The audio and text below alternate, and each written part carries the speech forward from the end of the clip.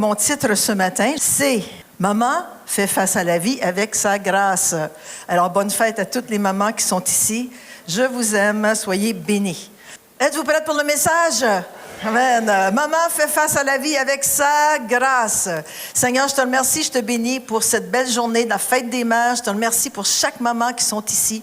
Je te remercie, Seigneur Dieu, que tu poses ta main d'amour sur chacune d'elles, sur les papas aussi, sur les enfants, sur les adolescents.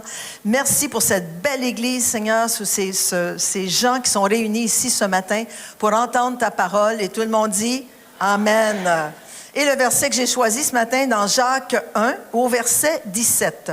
Ça nous dit ceci: « Toute grâce excellente et tout don parfait descendent d'en haut, du Père des Lumières, chez lequel il n'y a ni changement, ni ombre de variation. » Notre Papa céleste est toujours le même.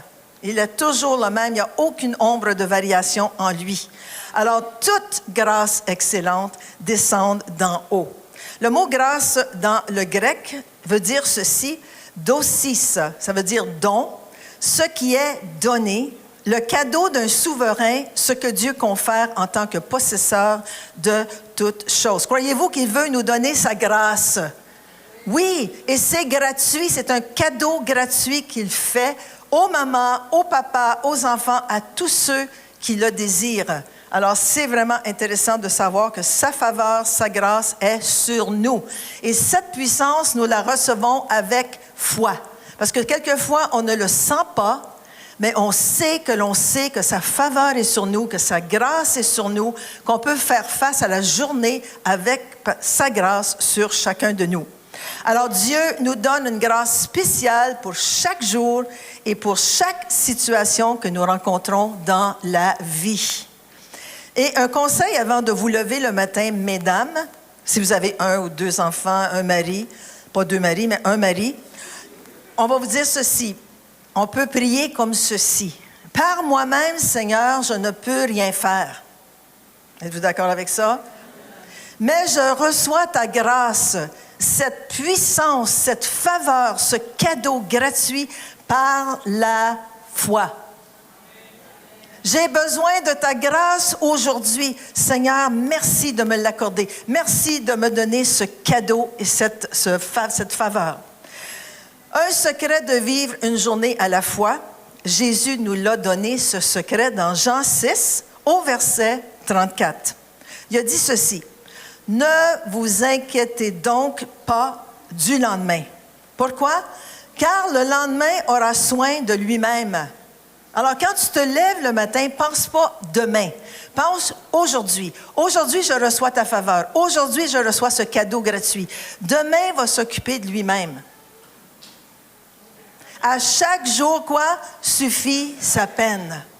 Et si on commence à s'inquiéter, c'est le contraire de la foi. C'est de mettre notre foi dans le mensonge. C'est de mettre notre foi dans la peur.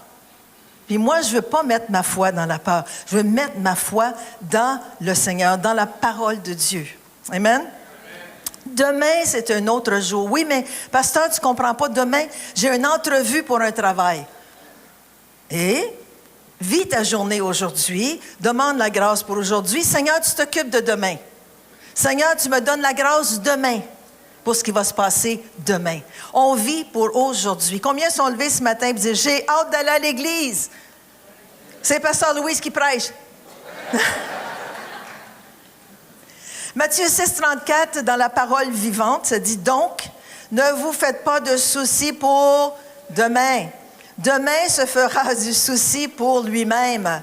La fatigue d'aujourd'hui suffit pour aujourd'hui. » Combien, quand il arrive 9 h le soir, comme nous, on se couche à 9 h, mais quand il arrive à 9 h le soir, est-ce qu'il y en a qui sont fatigués? Il y a un petit garçon qui a dit à sa mère un jour, « Pourquoi, maman, est-ce que je dois aller me coucher quand c'est toi qui es fatigué? »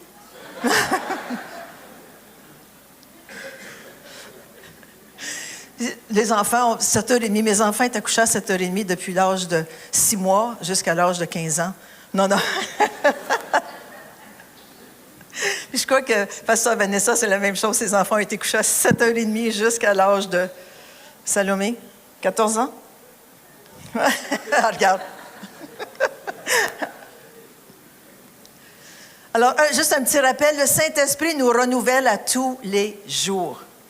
Ça nous dit dans Colossiens 3,10, « Et ayant revêtu l'homme nouveau, qui se renouvelle, ça veut dire qu'il reçoit une nouvelle force et une nouvelle vigueur, dans la connaissance selon l'image de celui qui l'a créé. » Plus on connaît notre Seigneur, plus on connaît sa parole, plus on est renouvelé, plus on peut faire face à cette journée avec la force et la grâce qu'il nous donne.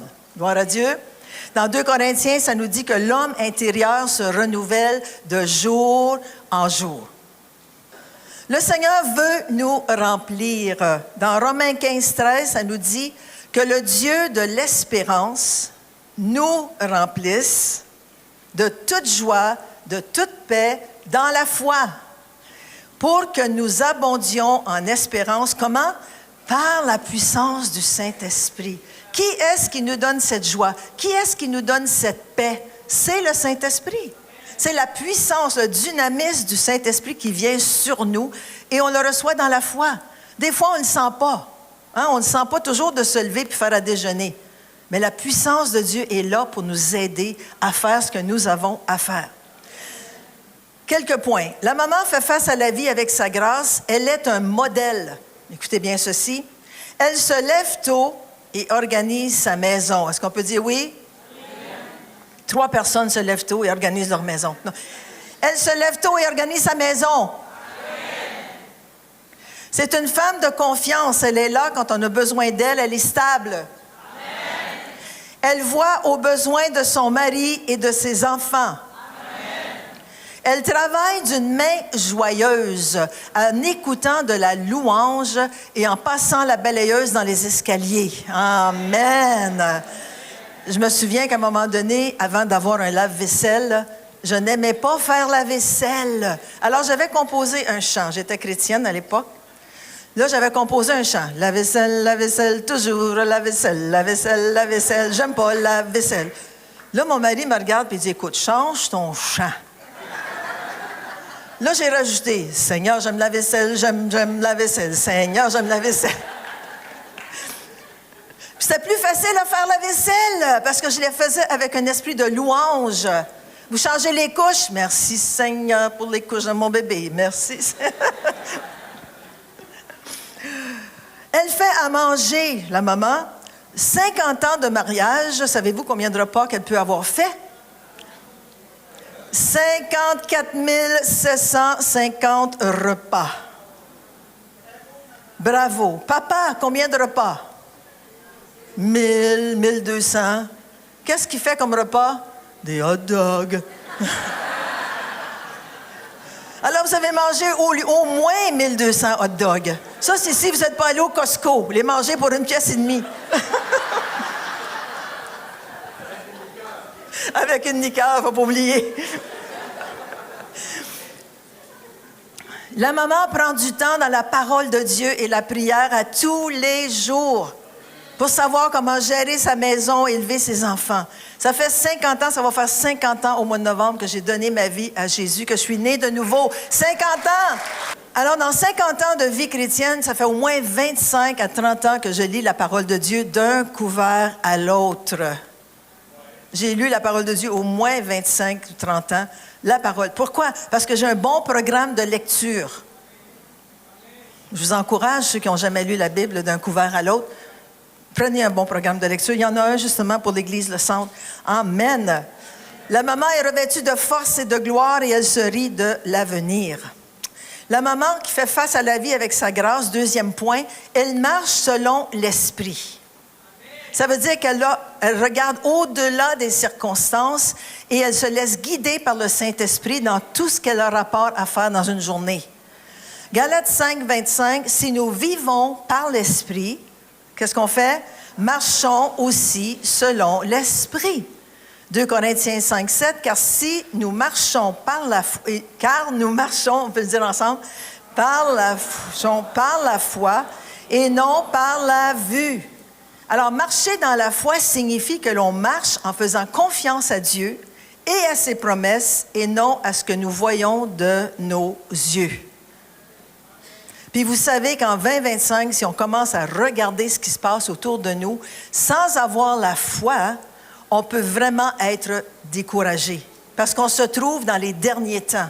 C'est la fin des temps. On le sait. Il y a beaucoup de gens, peut-être comme Salomé, qui vont dire « Ben moi, je veux pas que Jésus revienne avant d'être marié. » C'est ça? Kylian aussi, hein? Kylian au son. Ah, alors, on ne peut pas marcher par la vue parce que ça va nous décourager. Si on regarde ce qui se passe dans le monde présentement et on regarde notre économie canadienne, on voit que, c'est pas stable. Et quand on voit qu'une grande surface, je ne sais pas si vous connaissez, la grande surface comme la baie, okay, la baie du Thon, qui a été fondée il y a 145 ans passés, ferme, fait faillite et ferme. Tu te dis, wow, l'économie est vraiment... C'est pour ça qu'il ne faut pas regarder avec nos yeux de la vue. Il ne faut pas regarder avec nos yeux, il faut regarder par la foi. Les marchés boursiers sont vraiment instables. Ça monte, ça descend. Ça monte, ça descend. Aussi, notre jeunesse qui ne connaît pas Dieu, qui n'ont jamais étudié ou connu Dieu dans les écoles. Parce qu'ils ont retiré Dieu des écoles il y a plusieurs années. Les commandements de Dieu ont été sortis. La prière a été sortie. Les jeunes, aujourd'hui, n'ont pas de boussole ou de baromètre. Ils ne savent pas où aller. Ce qui est bien est mal et ce qui est mal est bien. Êtes-vous d'accord avec moi? Est-ce que je parle dans le vide ce matin? Les jeunes ont besoin des idoles, ont besoin de voir des modèles. Et ce qu'ils font, ils prennent les modèles dans des groupes musicaux, dans des artistes à Hollywood. OK? Puis ça, c'est pas solide. C'est pas vraiment solide. Justement, mercredi passé, il y a eu un concert de Metallica. Ça, connaissez-vous Metallica? Oui, OK. Ça, c'est un groupe heavy metal. Ces hommes-là ont 60 ans et plus dans ce groupe. C'est tous des vieux rockers. Et ils ont fait un spectacle bouleversant à Virginia Tech, mercredi soir, comme je vous ai dit, au Lane Stadium de Blacksburg, Virginia, en Virginie. Écoutez bien ceci, où plus de 60 000 fans ont assisté à cet événement sismique. Vous allez voir pourquoi je dis ça. Dès les premiers accords d'un chant qui s'appelle Enter Sandman, les responsables ont signalé que l'énergie du stade avait enregistré un tremblement sismique du sol jusqu'à environ 1,5 km de distance. La terre a tremblé. Mais ce n'est pas Dieu là, qui célèbre. Ce n'est pas Dieu. Si vous regardez les posters de ce groupe-là, c'est des démons, c'est des squelettes, c'est affreux. Selon plusieurs sources, c'est monté sur 1 à l'échelle Richter. C'est pas beaucoup, mais quand même, ça a tremblé. Moi, j'ai hâte que les jeunes chrétiens en feu, remplis du Saint-Esprit, puissent faire trembler le stade d'Ottawa. Come on! Ça serait bon, hein, le tremblement de terre à Ottawa. Qu'est-ce qui se passe? Les chrétiens louent Dieu. Amen! On voit des manifestations partout dans les universités, surtout aux États-Unis, où il y a de la violence, dans les collèges. Savez-vous que le Québec, maintenant, vont exiger en septembre que les élèves vouvoient leurs professeurs? Wow! Vouvoient les professeurs. Pourquoi? Parce qu'ils veulent augmenter le respect à l'autorité. Parce que les jeunes, malheureusement, souvent, sont effrontés avec leurs professeurs. Et les téléphones cellulaires, dans les écoles.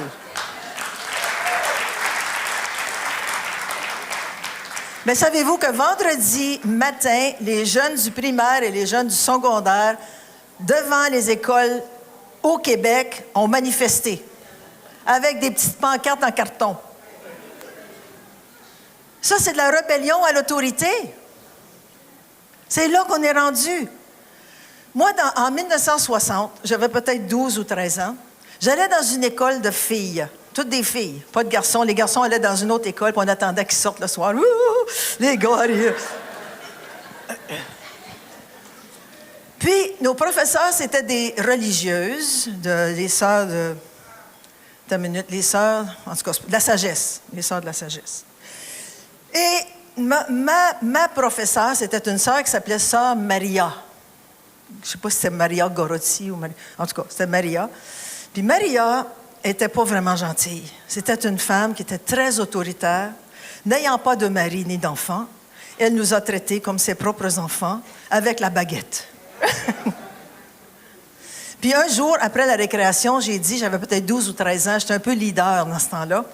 J'ai dit, écoutez les filles, j'avais 4 ou 5 amis, des filles. J'ai dit, écoutez, quand tout le monde va monter à la récréation, moi, je sens qu'on devrait manifester contre cette religieuse. Vraiment, elle est trop autoritaire. Il faut faire quelque chose, les filles. On avait 12 ou 13 ans. Écoutez bien. Là, tout le monde s'en va, puis nous autres en bas, juste en dessous de la fenêtre où elle enseignait, on n'est pas rentrés dans la classe. Juste en dessous de la fenêtre était grande ouverte. Là, on s'est mis à chanter. La sœur Maria court après le curé. Là, je me répétais. La sœur Maria court après le curé.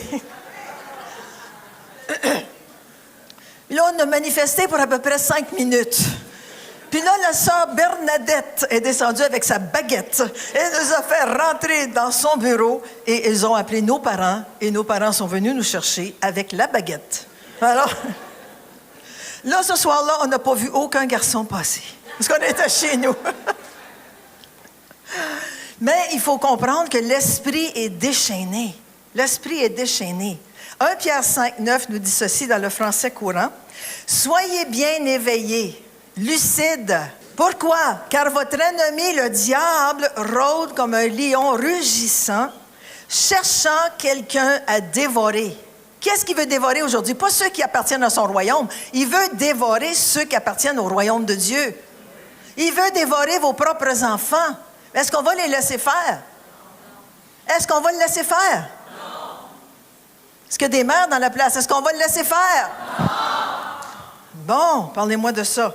Résistez-lui en demeurant ferme dans la foi. Quand on ressent ou qu'on a le discernement que l'ennemi rôde autour de nos enfants, prenez autorité. On a autorité comme mère de famille et le diable n'aime pas ça. Il va se sauver. Ils sont souvent la cible du diable. N'ayons pas peur de prendre autorité. Au nom de Jésus, Satan, tu recules dans le nom de Jésus. Tu recules. Tu n'as aucun droit sur mes enfants, sur mes petits-enfants, sur mes arrière-petits-enfants. Parce que je suis victorieuse en Jésus. Amen. Intercédons pour notre famille. Nous sommes des sentinelles dangereuses pour le diable.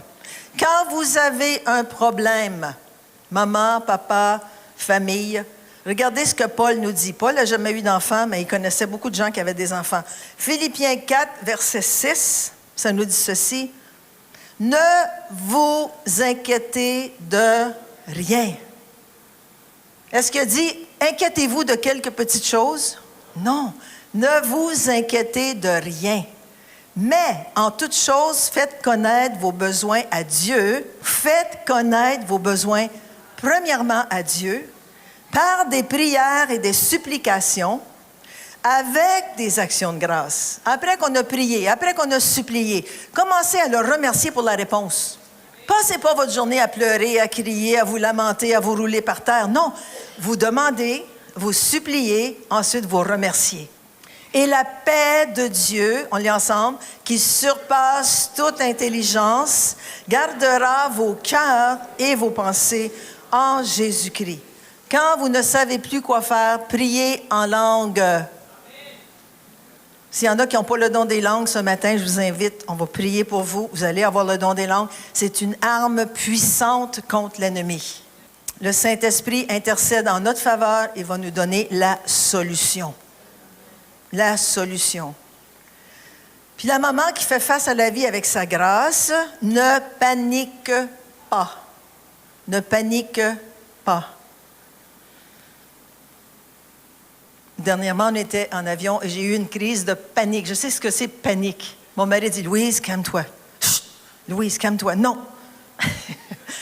Ensuite, je me suis calmée. Mais c'est vite arrivé, hein? C'est vite arrivé. Juste à cause d'un peu de turbulence. Une maman ne panique pas devant les situations. Maman panique, bébé panique. Je continue avec cette histoire dans l'Ancien Testament de la Sunamite et du prophète Élisée. Est-ce qu'il y en a qui connaissent l'histoire? Prenez note, vous le lirez à la maison au complet dans 2 Rois 4, à partir du verset 8 à 36. On ne lira pas tous ces versets ce matin. Je vais vous mettre juste dans le contexte de ce qui s'est passé avec cette Sunamite. La Sunamite était mariée avec un homme et c'était une femme de distinction. Ça veut dire qu'elle était riche. Et quand Élisée venait en ville, dans son village ou dans sa ville, elle l'invitait toujours à venir manger chez elle. Alors, Élisée venait manger chez elle et discutait. C'était des amis avec cette femme Sunamite. Un jour, elle dit à son mari, « Écoute, on va lui bâtir une petite chambre à l'étage. On va lui mettre un lit, un bureau, une chaise, puis une lampe. Quand il va venir, il va pouvoir se reposer. » Alors, Élisée, la prochaine fois qu'il est venu, a mangé avec eux. Ensuite, il est monté dans la chambre, il s'est reposé. Il était tellement content d'avoir sa petite chambre pour se reposer qu'il a dit à son serviteur, qu'est-ce que c'est que cette femme, la Sunamite, pourrait bien vouloir ou qu'est-ce qu'on pourrait lui donner? C'est que le Géasi a dit, je ne sais pas. Ils l'ont fait venir dans la porte parce qu'elle n'entrait pas dans la chambre, elle restait à la porte. Et il a dit, qu'est-ce que tu aimerais? Est-ce que tu veux qu'on parle au roi ou au chef de l'armée? Non. Elle dit, non, je suis bien chez moi, je reste chez moi. Mais il y a une chose qu'elle n'avait pas, elle n'avait pas d'enfant. Alors Géasi dit, elle n'a pas d'enfant et son mari est vieux. OK? Alors, il le regarde puis il dit, l'an prochain, l'homme de Dieu, l'an prochain, tu vas avoir un fils que tu vas embrasser. Et elle dit, ne me trompe pas, homme de Dieu. En d'autres mots, fais-moi pas de fausse joie. Mais finalement, 1 an plus tard, elle a eu son bébé, un garçon. Et on reprend l'histoire dans 2 Rois 4 au verset 18. L'enfant grandit, il avait à peu près 7 ou 8 ans, on pense. Et un jour qu'il était allé trouver son père vers les moissonneurs, il est allé vers les moissonneurs, il faisait très chaud en Israël, beaucoup de soleil, beaucoup de chaleur. Au verset 19, il dit à son père, « Ma tête, ma tête! » Le père dit à son serviteur, la réponse typique d'un père, « Porte-le à ta mère. » Quand un enfant va vers son père, « Est-ce que je pourrais avoir 5 $? Va voir ta mère. » « Est-ce que je pourrais avoir un gâteau? Va voir ta mère. » « Est-ce que je pourrais avoir 50 $? Non. Mais c'est la réponse typique d'un papa. Va voir maman, va voir maman. Il dit, porte-le à sa mère. Le serviteur l'emporta et l'amena à sa mère. Et l'enfant resta sur les genoux de sa mère jusqu'à midi. Puis il mourut. Elle monta, le coucha sur le lit de l'homme de Dieu, ferma la porte sur lui, remarquez bien ce qu'elle a fait, et sortit. Est-ce que vous pensez qu'elle avait un problème? Est-ce qu'elle avait un problème? Oui, son fils bien-aimé est mort. Elle aurait pu se lancer par terre, pleurer, crier, se lancer vers son mari, s'arracher les cheveux, parce qu'à l'époque, c'est comme ça qu'il faisait. Non, elle a fermé la porte, elle est sortie, puis elle a appelé son mari. Au verset 22, elle appela son mari et dit, « Envoie-moi, je te prie, un des serviteurs et une des ânesses. » Elle n'a pas dit, « Sors le Hyundai Santa Fe ou la Mercedes. » Non. Amène-moi une ânesse. Vous savez comment vite ça va, une ânesse, hein? Au moins, si ça avait été des chevaux. Des chevaux, ça va un peu plus vite. « Je veux aller en hâte vers l'homme de Dieu et je reviendrai. » Je m'arrête là parce que l'homme de Dieu était, savez-vous combien de distance de chez elle? 28 kilomètres. Quand tu fais 28 kilomètres à pied avec une ânesse, combien de temps vous pensez que ça peut prendre? Combien? Pas toute la journée? 6 heures.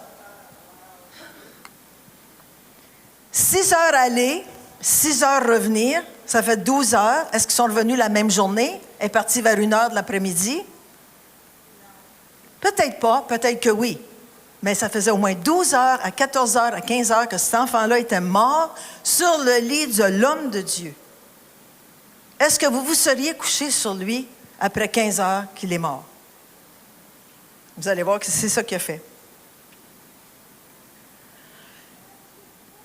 Ce n'est ni la nouvelle lune, ni le sabbat. Pourquoi est-ce que tu vas aller vers l'homme de Dieu? Et voici ce qu'elle a répondu au verset 24, et c'est ça que je veux en venir. Elle répondit quoi? Tout va bien. Qu'est-ce qu'elle a répondu? Tout va bien. Est-ce que ça allait bien? Mais elle a déclaré dans la foi ce qu'elle voulait voir arriver. Tout va bien. Elle a déclaré dans la foi. Alors, elle s'est rendue avec son serviteur, sa ânesse, chez l'homme de Dieu. Verset 27, « Et dès qu'elle fut arrivée auprès de l'homme de Dieu sur la montagne, elle embrassa ses pieds. » Alors, elle s'est jetée à ses pieds. Géasi, le serviteur, s'approcha pour la repousser, parce qu'on ne touchait pas à l'homme de Dieu à cette époque-là. OK? Mais l'homme de Dieu dit, « Laisse-la, car son âme est dans l'amertume. Et l'Éternel me l'a cachée et ne me l'a point fait connaître. » Alors, ce qu'Élisée a fait, il a dit à son serviteur Géasi, « Prends mon bâton, cours et va le mettre sur le visage de l'enfant. » La bonne femme a dit, « Non, non, non, non, non, no way. Je ne veux pas avoir ton serviteur avec son bâton. Je veux t'avoir toi. Parce que c'est toi qui as prophétisé cet enfant-là. C'est toi maintenant qui vas venir pour le ressusciter. » La pression, un petit peu de pression. La mère de l'enfant dit, « L'Éternel est vivant et ton âme est vivante. Je ne te quitterai point. » Et elle se leva et le suivit. Elle avait une détermination de bulldog. Élisée est venu à la maison et le fils est ressuscité. Est-ce qu'on peut applaudir le Seigneur, le Dieu d'Israël?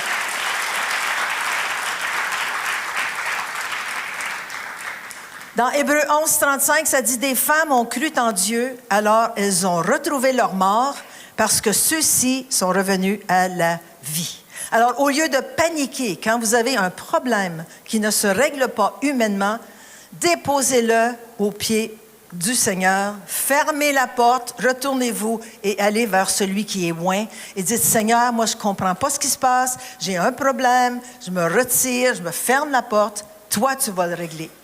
Toi tu vas le régler parce que c'est toi qui es loin, c'est toi Seigneur. » Amen. Qu'est-ce qui va arriver, c'est que cette attitude va délier la main de Dieu. Sa puissance, son autorité, son activité, sa protection, il va être capable de faire ce qu'il doit faire pour résoudre la situation. Souvenez-vous que Dieu n'a pas arraché l'inquiétude, il ne va pas arracher l'inquiétude de sur nos épaules, nous devons lui donner. On doit le déposer, on doit se retourner, on doit fermer la porte et dire, « Seigneur, tout dépend de toi maintenant. » Amen. Êtes-vous là? Vous déposez votre bébé à la garderie, tout va bien. Votre fils ou votre fille prend la voiture pour la première fois sans vous dans l'auto, tout va bien. Votre fille s'en va à l'université, elle va demeurer sur le campus, tout va bien. Ça ne donne rien de s'inquiéter. Seigneur, tout va bien. Je peux-tu prendre juste une minute de plus? OK. Je veux parler aux parents des adolescents. Est-ce qu'il y en a qui ont des ados? Allô? On dirait que... OK. Vous avez... Si vous avez des ados, écoutez-moi. J'ai cherché une parole quand mes enfants ou mes garçons étaient adolescents. Parce qu'on avait beaucoup de problèmes. Je sais qu'il vous en a beaucoup parlé aussi dans ses prêches, ses prédications. Mais de dire dans une prédication et de le vivre, c'est deux choses. Alors, on a vécu des temps difficiles. On les aimait, mais on n'aimait pas ce qu'ils faisaient. Puis, ça nous a causé aussi pas mal de... Pas de division, mais ça donnait ça donnait des tribulations entre les deux. Puis là, j'ai cherché une parole pour les adolescents. Mais savez-vous qu'il y a une parole dans toute la Bible qui parle des adolescents? Une. Et je l'ai trouvée. Isaïe 40, versets 30 et 31. Ça nous dit ceci, « Les adolescents se fatiguent et se lassent. » Avez-vous remarqué des fois votre adolescent arrive de l'école? Comment ça va? Hein? Comment ça va? Hein? As-tu bien dormi cette nuit? C'est comme si les membres s'allongent par en bas.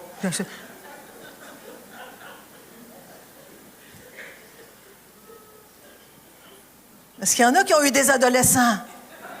Les petites filles, c'est pas pareil. Les petites filles, ils marchent un peu, le corps un peu plus raide. Puis, comment ça va? Hein? Y a-tu des beaux garçons à l'école? Hein?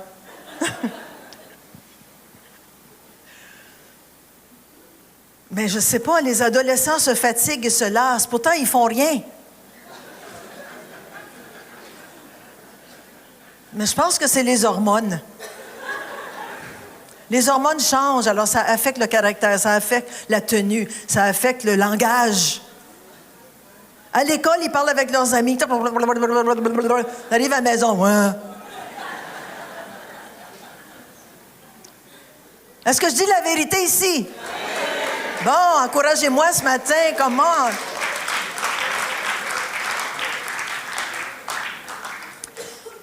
Les adolescents se fatiguent et se lassent, et les jeunes hommes chancellent.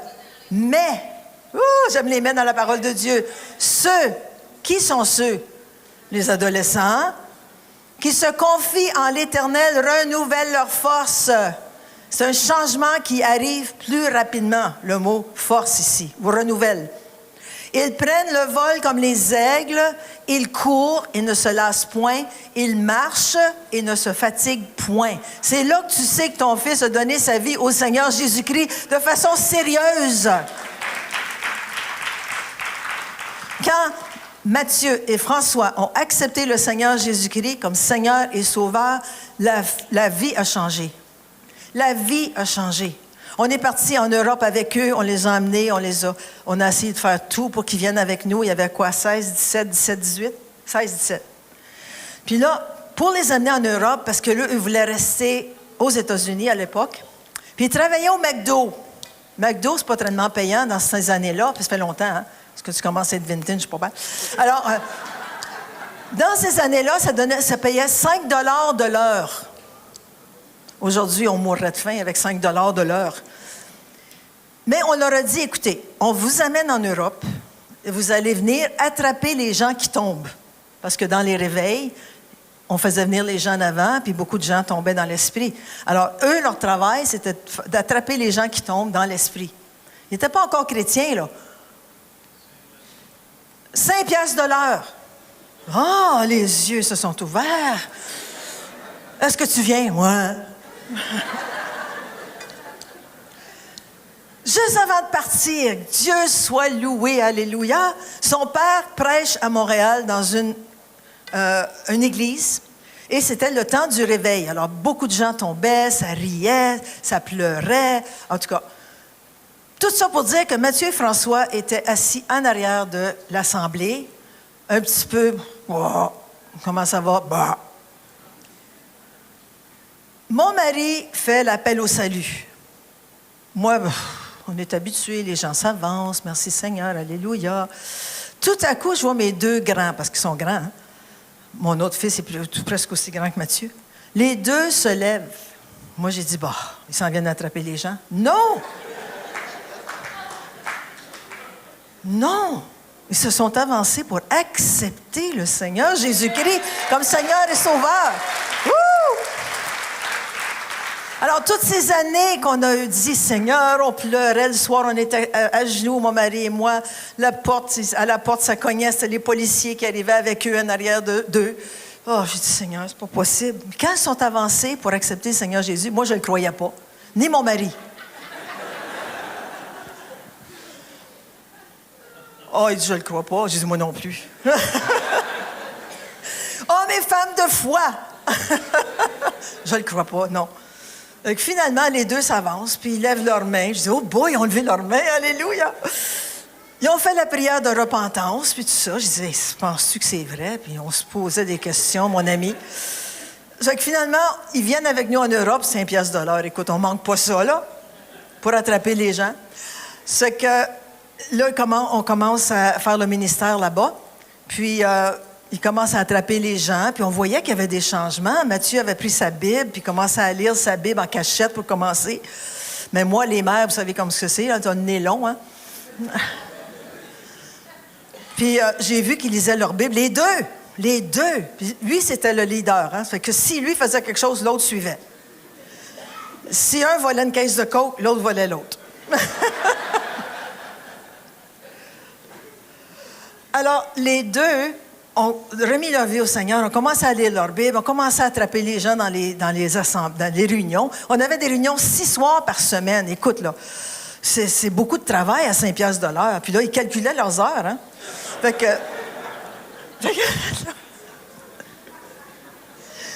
qu'à un moment donné, je m'aperçois-tu pas que Matthieu sort avec François sur ses épaules, complètement ivre du Saint-Esprit. Je dis, écoutez, là, vous ne pouvez pas être ivre du Saint-Esprit, gagner 5 piastres de l'heure, attaquer le monde quand vous êtes vous autres même à terre.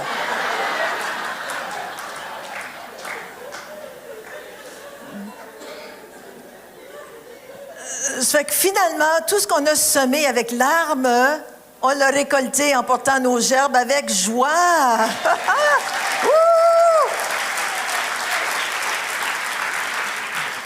Maintenant, est-ce que je peux parler au papa? Juste 2 minutes. Au papa. Pouvez-vous le prendre? OK, 2 minutes. Au papa. Éphésiens 6:4. Et vous, pères, lisez bien ceci, il y a un verset qui parle des pères, ou 2. N'héritez pas vos enfants. Est-ce qu'il y a des papas dans la place? Mais élevez-les en les corrigeant et en les instruisant selon le Seigneur. Papa, n'héritez pas vos enfants. Le mot hériter ici veut dire agacer, énerver et exaspérer. Des fois, on va trop vite, papa, pour les corriger. C'est ça que tu as fait, envoie dans ta chambre, c'est la correction, puis le bâton va sortir, puis tu vas voir. Prenez votre temps, relaxez. Est-ce que je peux parler au père? Est-ce que je peux parler au père? Prenez votre temps, demandez Saint-Esprit, aide-moi. Saint-Esprit, je veux corriger mon enfant. Saint-Esprit, viens m'éclairer. Viens me montrer comment je dois le faire. Viens me montrer qu'est-ce que je dois dire. Je parle des mamans aussi, mais les mamans, c'est plus câlin. Oh, mon petit! Je me souviens quand je corrigeais mes fils, ils étaient rendus assez grands quand même, ils avaient peut-être 7, 8, 9 ans. C'était des gros garçons. Puis quand je disais, allez dans votre chambre, c'est fini, vous avez la correction. Puis là, ils s'en allaient dans leur chambre en riant un peu, parce que la mère, c'est pas fort cette affaire-là. Là. Puis là, quand je disais, votre père s'en vient, oh non, c'est toi, on veut que ce soit toi qui nous corrige.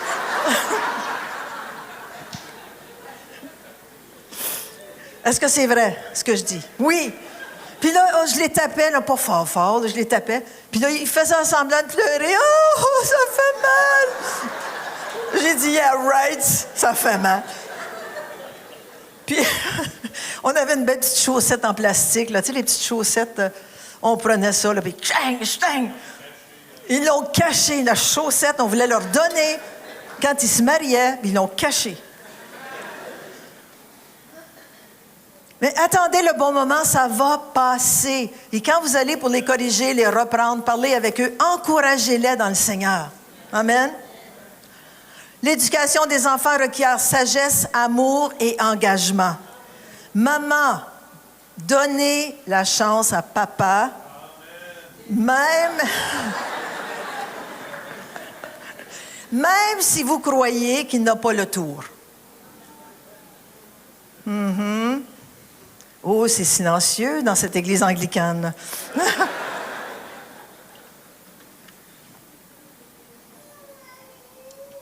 Êtes-vous d'accord, les femmes? Je sais que les hommes n'ont pas toujours le tour de corriger. Ils crient peut-être, puis ils font des choses que vous ne feriez pas, mais laissez-les faire leurs erreurs, comme dirait mon mari. Laisse-moi faire mes erreurs. Non! Laisse-moi faire mes erreurs. OK. Dernier conseil, laissez aller. Il faut couper le cordon ombilical. Combien ont coupé le cordon ombilical ici, que les enfants sont partis? Ils sont partis de la maison. Il y en a qui disent, moi j'ai hâte qu'ils partent, il y a 40 ans. Il faut couper le cordon ombilical et laisser nos enfants prendre leur envol. Un jour, il y a une maman qui va réveiller son fils, puis elle dit, écoute, c'est l'heure, c'est le temps d'aller à l'église. Il dit, non, je ne veux pas aller à l'église ce matin. Elle dit, oui, il faut que tu te lèves, c'est l'heure, vite, prépare-toi. Non, je ne veux pas aller à l'église. Pourquoi j'irai à l'église? Personne m'aime. Elle dit, pourquoi tu iras à l'église? C'est toi le pasteur.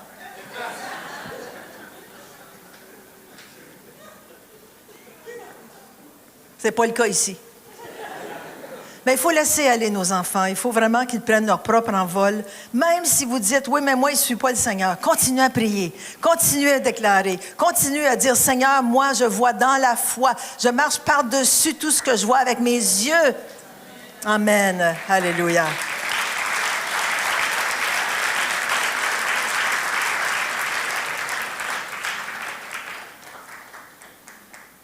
J'entends. Alléluia. Peut-être qu'on peut se lever avant de prendre la communion. Les femmes, les mamans. Je vais prier avec vous ce matin. Je vais inviter ma belle-fille qui est maman aussi de l'Église. Pasteur Vanessa. Tous ceux qui sont mamans, s'il vous plaît. Grand-maman, arrière-grand-maman, levez-vous. On va juste prier une bénédiction sur chacun de vous. Alléluia. Alléluia. Merci, Jésus. Tout le monde est debout, toutes les mamans, grand-maman, arrière-grand-maman, arrière-arrière-grand-maman. Levez les mains. Levez les mains. Merci, Seigneur, pour ces mamans qui sont ici. Merci, Seigneur, que tu les touches puissamment, Seigneur, que tu les remplis aujourd'hui de la tête aux pieds. Merci de tout ce que tu fais dans leur vie. Merci de ton amour pour chacune d'elles. Merci, Seigneur, tu es merveilleux. Merveilleux. Seigneur, donne-nous de discernement, de savoir quand prendre autorité sur l'ennemi qui veut envahir nos familles. Merci, Seigneur Dieu, de l'épée de la parole qui est une épée défensive. Merci, Seigneur Dieu, que tu les remplis aujourd'hui. Merci, Jésus. Merci, Jésus. Merci. Laissez-vous remplir ce matin. Laissez-vous remplir. Le Seigneur veut vous remplir de son amour, de sa paix. Dans la foi, par le Saint-Esprit. Ceux qui sont autour, levez vos mains. Alléluia. Merci, Jésus. Laissez entrer le roi de gloire. Merci, Jésus. Merci, Jésus. Il y a une maman ici qui a un terrible mal de gorge. Le Seigneur te touche présentement. Mets ta main là. Merci, Jésus. Une autre personne qui a un mal d'oreille, l'oreille droite. Seigneur, merci que tu la touches présentement, une chaleur dans son oreille. Merci, Jésus. Merci, Jésus. Tu touches à plusieurs femmes qui ont des bosses au sein. Seigneur Dieu, mettez vos mains. Seigneur, pose ta main, Jésus, pour que ces bosses disparaissent maintenant dans le nom puissant de Jésus-Christ. Sèche à la racine. Merci, Jésus. Il y a une maman qui a des varices. Le Seigneur veut te toucher présentement dans tes jambes. Merci, Seigneur, que tout redevient normal. Merci, Jésus. Une autre maman qui est très, très inquiète pour ses enfants qui sont grands, qui sont loin. Même, je peux dire, qu'ils sont soit en Europe ou en Afrique. Seigneur Dieu, on t'élève ces enfants au trône de ta grâce. Prions ensemble. Merci, Seigneur, que tu les touches. Que tu les touches là où ils sont, Seigneur. Merci de ton amour pour eux. Merci de les protéger, Seigneur. Mets de protection autour d'eux. Dans le nom puissant de Jésus.